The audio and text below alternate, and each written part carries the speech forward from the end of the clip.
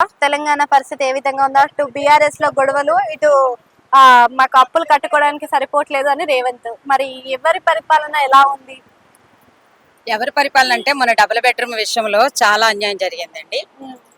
ఏం జరిగిందంటే బీఆర్ఎస్ ప్రభుత్వంలో ఉన్నప్పుడు దానికి యోగ్యులైన వారికి ఇప్పటికీ నా దగ్గర లిస్ట్ ఉంది.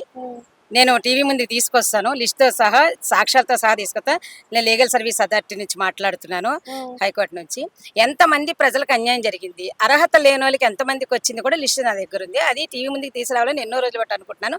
ఇప్పుడు అవకాశం వచ్చింది. ఇంకా మిగతా వారికి కూడా, మేము ఛానల్ వారికి కూడా ఇవ్వాలని ఆలోచన కలిగి ఉన్నాను. నా పేరు సరోజా భాస్కర్. ఆ విషయంలో డబుల్ బెడ్రూమ్ విషయంలో మాత్రం అన్యాయం జరిగింది. చాలా మందికి రావాల్సిన వారికి రాలేదు. 2 ఇల్లులు ఉన్న వాళ్ళకి వచ్చింది, మా ఇంటి వానరకు వచ్చింది. అంత ఎందుకంటే మా ఇంటి వానరకు వచ్చింది, ఇంట్లో కిరాయికున్న మాకు రాలే.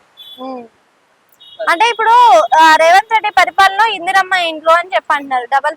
డబుల్ బెడ్రూమ్ విషయాలు అలా అయితే, మరి ఇప్పుడైనా సర్వేలు చేసిండ్రు కదా, మరి సర్వేల వల్ల యూజ్ ఏమైనా ఉంటది అంటారా? మరి సర్వే చేశారు, వదిలేశారు.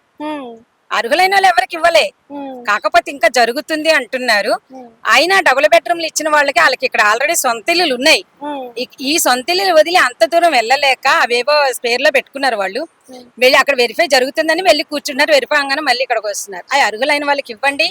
ఎవరికైతే లేదో రోడ్లపైన ఇలా ఉంటున్నవారు, భిక్షమెత్తుకున్నారు, ఇంకా అనేక మంది చాలా మంది ఉన్నారు, వాళ్ళకి అందజేయాలని మనస్ఫూర్తిగా కోరుకుంటున్నాం. మేము కూడా అలాంటి సర్వేలో అవసరం అయితే మేము కూడా తోడ్పడతాంగా, పబ్లిక్ సోషల్ వర్కర్స్ గా మేము కూడా తోడ్పడడానికి సిద్ధంగా ఉన్నామని తెలియజేయడానికి ఇష్టపడుతున్నాం.